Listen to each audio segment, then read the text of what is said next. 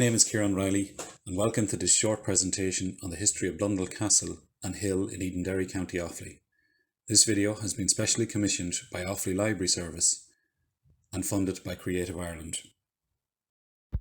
In 1849, when visiting Edenderry during the Great Irish Famine, James Fraser wrote that, quote, "The ruins of Blundell's Castle now possess but little interest."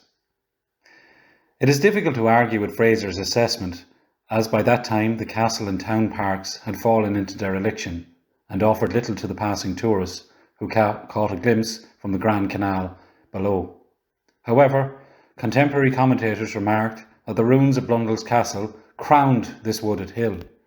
A decade earlier, James Brewer described it as a considerable eminence and one which caught the eye of the visitor. However, by the early 20th century, Blundell Castle was all but abandoned. In March 1902, a report in the Irish Times noted that, quote, "Beyond the Protestant church is a large wood, in which is situated the ruins of an old castle. This castle must have been a place of great strength in former years, and undoubtedly, from the top of it, a commanding view could be obtained.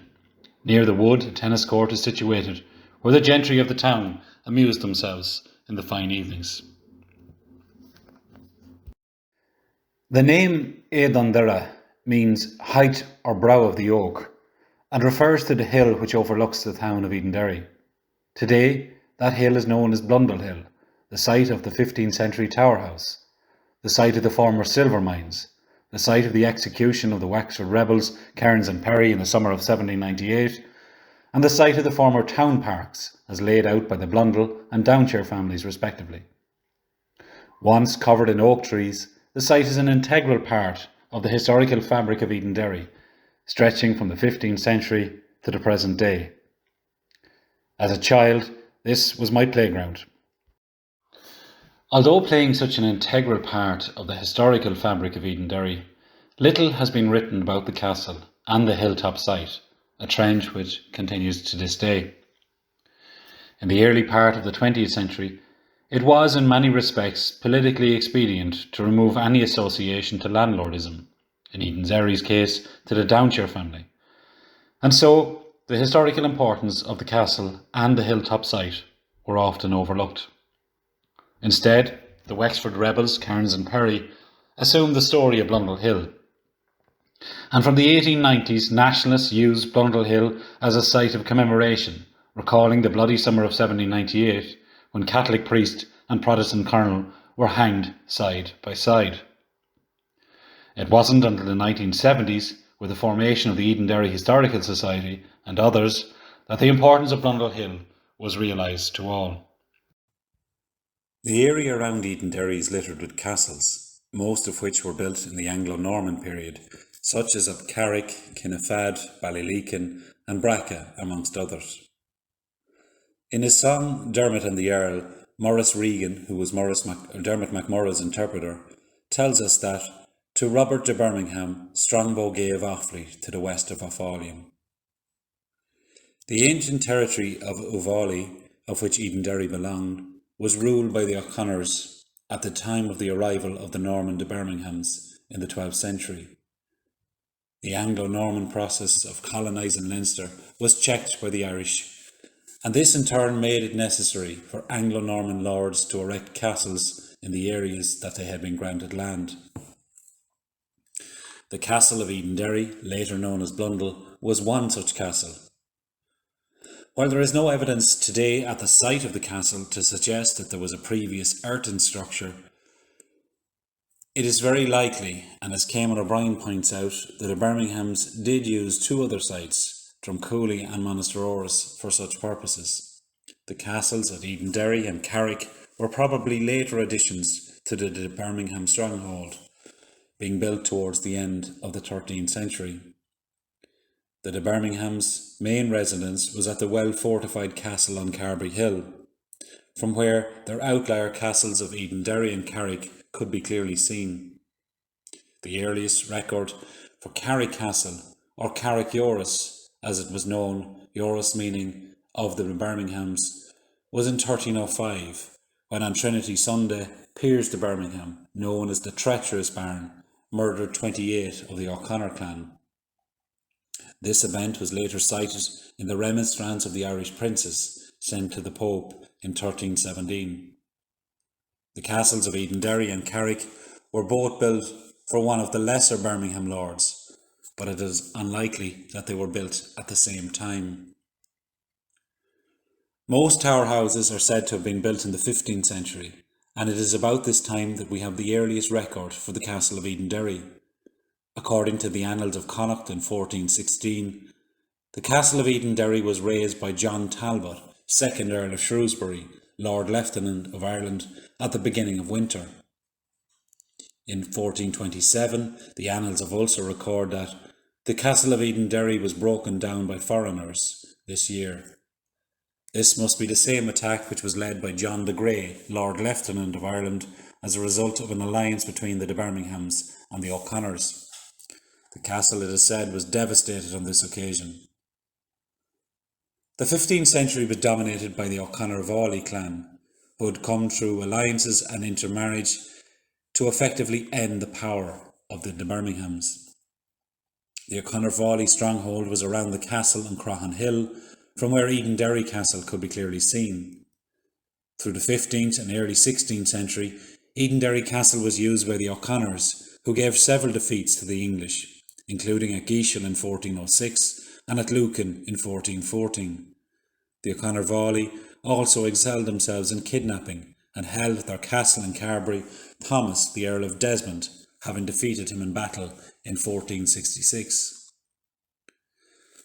The demise of the O'Connors was brought about mainly by the feuding within the clan, which involved kinsmen who lived at Edenderry, Monasteroris and Carbery, all desperate to attain overall power on Croghan Hill.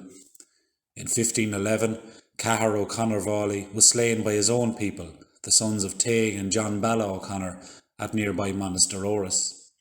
The attack on Monasteroris in 1521, in which the Earl of Sussex described Tetmoy, another name for the area of O'Vawley, quote, as the strongest hold within the Irishry, paved the way for the eventual control of the area by the English, and in particular by the Colley family. The 1550 survey of the land surrounding Edenderry, carried out by Walter Colley, Surveyor General, mentions the castle of Edenderry. The Cotton map describes the castle of Edenderry at this time as a tower house, the first record we find of this, and obviously the castle had been modified by Henry Colley, who had been granted the lands of Edenderry by Queen Elizabeth I in 1562. The Colleys took control after the plantation of Laois and Offaly.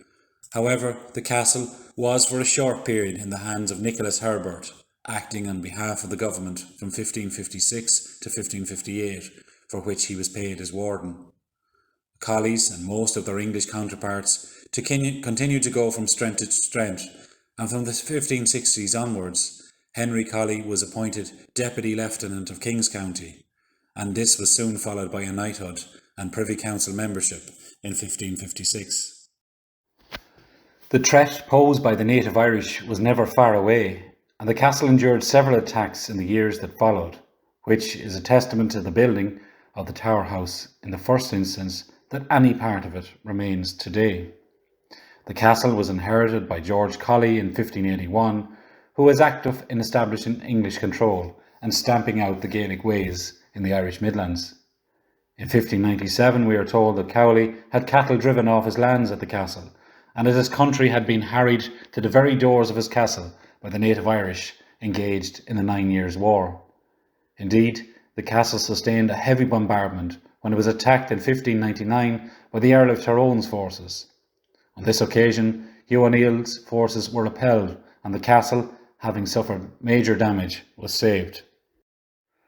Blundell Castle remained in Colley hands until the 1650s, when it passed into the possession of George Blundell, who had married Sarah Colley. There is no record of the castle having been attacked during the 1641 rebellion or the Confederate Wars, but it is likely, as other castles in the area suffered damage during this turbulent decade. The Blundells came to national attention in 1674 when 3 sons of Sarah and George, namely Francis, William and Winwood, were accused of murdering Thomas Preston, the son of the Catholic peer Lord Tara. They were subsequently acquitted by Charles II. But the end was near for Blundell Castle. The War of the Two Kings between 1690 and 91 brought about the eventual downfall of the castle. The Blundells had sided with the Williamite cause, and having destroyed nearby Ballybritton Castle, Jacobite forces under the command of Lieutenant Colonel O'Connor destroyed the castle and the town of Edenderry on the 13th of February 1691. The castle was thereafter deemed to be inhabitable and was never again occupied. The last recorded Blundell burials in Edenderry were those of Sarah in 1701 and Francis in 1707. In local myth passed on through generations, the castle and the hilltop site are said to have been haunted with the ghost of Sarah, Lady Blundell, one of the last occupants of the castle. As already alluded to, the story of the Wexford rebels, Cairns and Perry, has dominated much of the folklore relating to Blundell Hill. In June 1986, Sean McBride unveiled the memorial to Cairns and Perry, where he spoke of the sacrifices that the Wexford rebels had made. Retreating from the defeat of the United Irishmen in Meath in July of 1798, Colonel Anthony Perry and the Reverend Mogue Cairns, leaders of the Wexford contingent, were captured at Clonballogue by two yeomanry officers, John Ridgway and Samuel Robinson. From there they were taken to Lumville House between Edenderry and Road, and in the presence of local magistrates were sentenced to death. From there they were taken to Edenderry and hanged on Blundell Hill, overlooking the town, on the afternoon of the 21st of July 1798. About the execution which took place at the spot shown in these photographs, a shower of blood is said to have rained down on the gathering. In like manner, it was claimed that the descendants of the executioners were born with rope marks on their necks.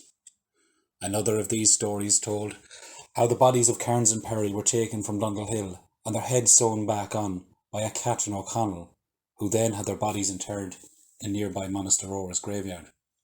However, this legend has been disputed down through the years by people such as Father Joseph Hurley, who claimed in 1953 that he had found the skull of Cairns at Cambridge University. It is said to have been taken there by the grandson of Captain Ridgway, who arrested the Wexford rebels in 1798. Another story is told how the relations of Cairns and Perry came from Wexford to dig up the bodies in the middle of the night, and soon after repatriated them to the county. Whatever the case may be, Cairns and Perry remain inextricably linked to Blundell Hill and to the history of Edenderry.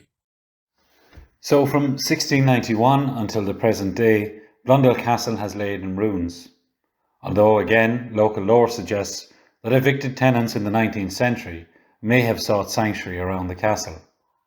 According to evidence gathered by the school's manuscript commission in the 1930s, quote, around Blundell Castle there once existed several grottos or caves, one of these passages reaching to Ballykillen Hill and another to Carrickhill. A secret passage is supposed to have reached from the castle to Carbery Castle, and Lady Blundell hid in this passage when the castle was attacked. These, however, are more likely to be the remains of mining expeditions of the 19th century, one of which I witnessed in 2006 in the presence of an archaeologist, and located within 100 metres of the present castle site. This aspect of Edenderry's industrial heritage is worth telling. Explored in the 18th century by the Blundells and in the 19th century by the Downshires, it is akin to the story of Portnamona, Aylesbury's or the Edenderry shoe factory, and in fact the Edenderry mining operations operated for far longer than any of these other enterprises. Successive generations of the Downshires were keen to exploit the potential of the mines at Blundell Hill. In 1806, for example, during the reign of the wife of the Crosby, was employed to carry out a survey of Blundell Hill, commenting that, I find the ore I took from Edenderry is very rich in lead as well as silver, and if it can be found in sufficient quantity, may turn out a valuable acquisition. This idea was again revived by the third Marquess of Downshire in 1825, when the Hibernian Mining Company carried out an extensive survey of Blundell Hill. The idea of mining at Blundell Hill was once again resurrected as a means of bringing life to Edenderry in the wake of the Great Famine of the 1840s. In 1851, the Blundell Silver and Lead Mining Company was established with a capital of £5,000 in £5 shares. organised by the 4th Marquess of Downshire. As one newspaper commented at the time, "It may perhaps surprise some of our readers to learn that such a mine existed in the Bog of Allen, but we can assure them that it is a fact.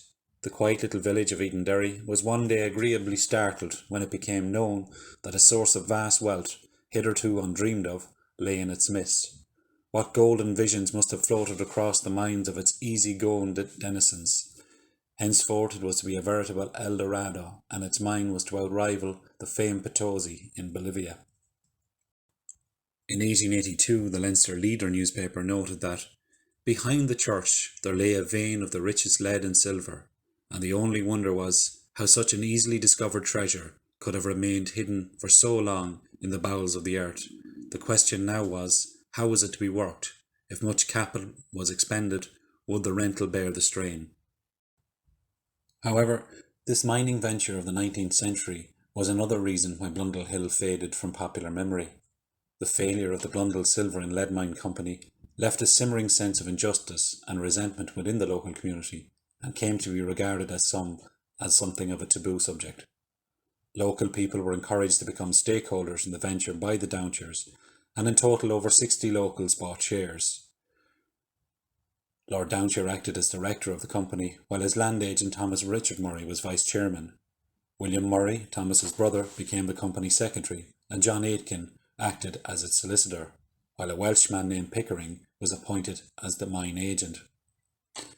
Although silver and lead deposits were shown at the Great Exhibition in Dublin in 1853 to much acclaim, the venture proved a failure, and Blundell Hill was abandoned, and the remnants of the mining works of the 19th century today lie hidden underground. Of course, the Church of Ireland, known as Castra Petra, is also an integral part of this hilltop site.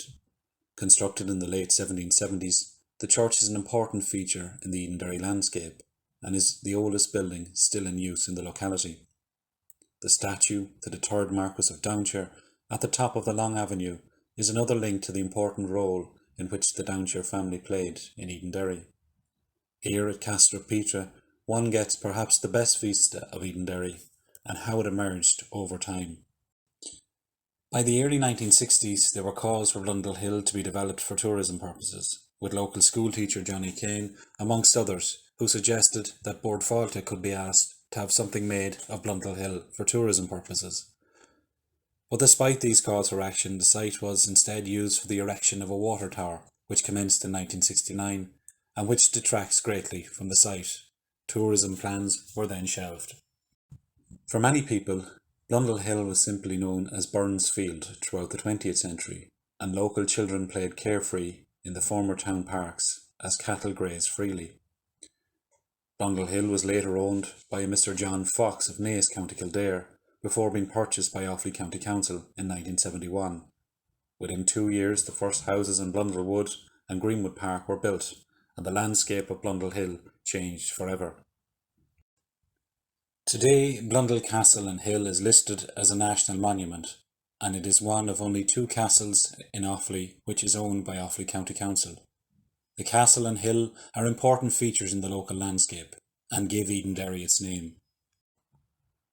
Writing in 1976, a local schoolgirl noted ways in which the financial and business world of Edenderry could be improved, and one of those was through tourism. She wrote, "The ruins of Blundell Castle could be conserved and the surrounding area made very attractive to tourists, with the introduction of walks and gardens around it. The history of the castle could be researched and pamphlets printed explaining this history. These pamphlets could be made available to tourists." Thankfully, in 2021, the future of Blundell Castle and Hill looks promising. Ambitious plans by Offaly County Council aim not only to secure and preserve the castle, but also to make the hill and park an integral part of Edenderry once more, just as it has been in the past. So what we are looking at here is a significant hilltop site, which was an O'Connor stronghold before the coming of the Normans. Then taken by the Anglo-Normans in the 13th century, it was a site of bitter feuds, and then alliances between the O'Connors and the de Birminghams well into the 16th century. It was then granted to the Cowley or Colley family after the plantation of Laois in Offaly in the 1550s. It was later home to the Blundell before its destruction in 1691 by Jacobite forces. It was then left to drift into ruin, and the castle grounds were let into town parks by the Blundells and the Downshires in the 18th century. Thereafter, Blundell Hill was the site of the execution of the Wexford rebels in 1798, and in the 19th century was exploited by the Downshire family as a source for silver and lead. In the 20th century, Blundell Hill was partially covered in trees and was left to grazing, child's play. But most importantly, it is the place that gives Edenderry its very name, the brow or hilltop of the Oaks, Edenderry.